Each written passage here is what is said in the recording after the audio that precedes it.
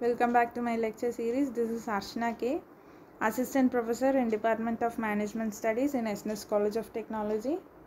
Today in our lecture series we are going to see something on one sample t-test in business data analytics.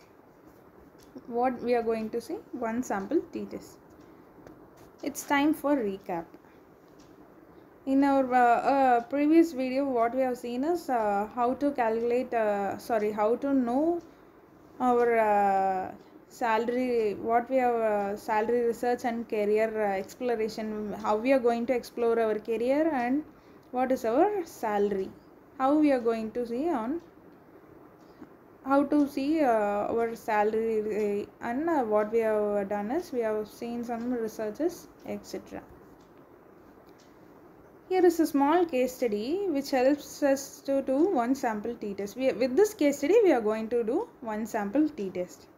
How we are going to do? Let's understand the case study first.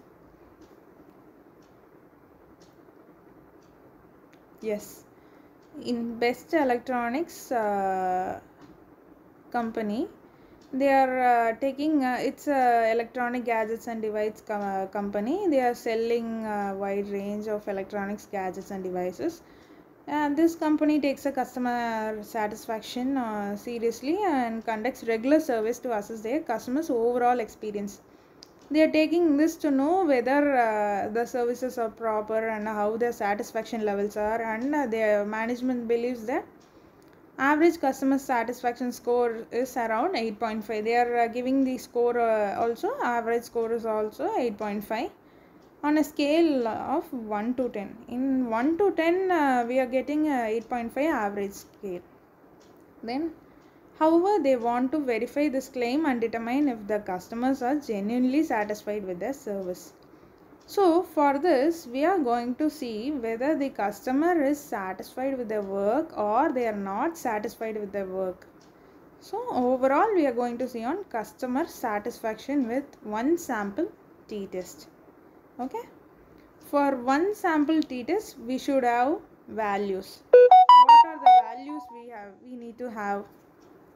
First thing is we need to have average, then standard deviation, we are having mean, then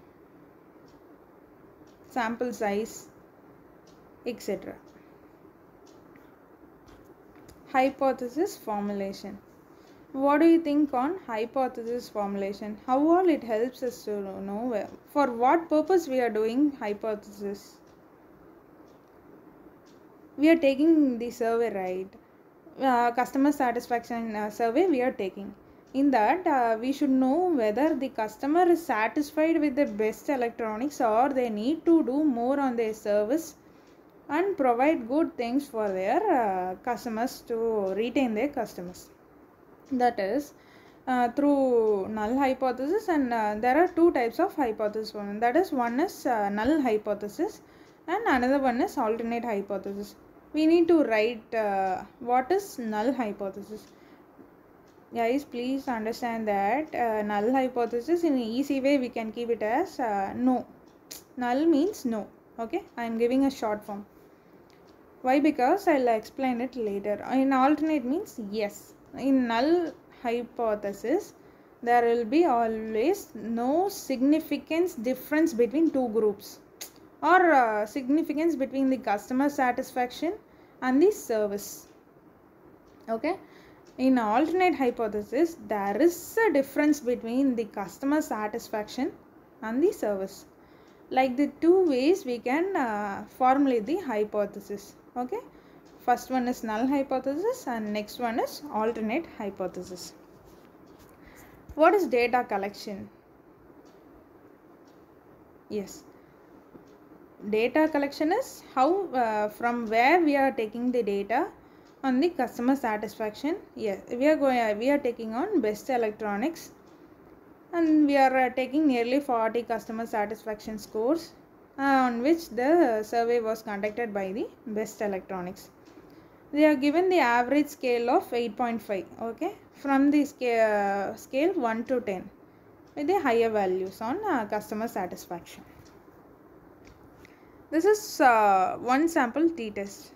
Formula of one sample t-test. Sample mean to be needed, specific value to be known, standard deviation and sample size. These all needed for formulating the t-value. Yes, p-value is 0.037, which is less than the significance level. There is a significance level on 0.05 to 0.05. So the value lies very low. So there is no significance difference between the customer satisfaction on best electronics. So we are rejecting the null hypothesis. Okay. Here is a small assessment for you.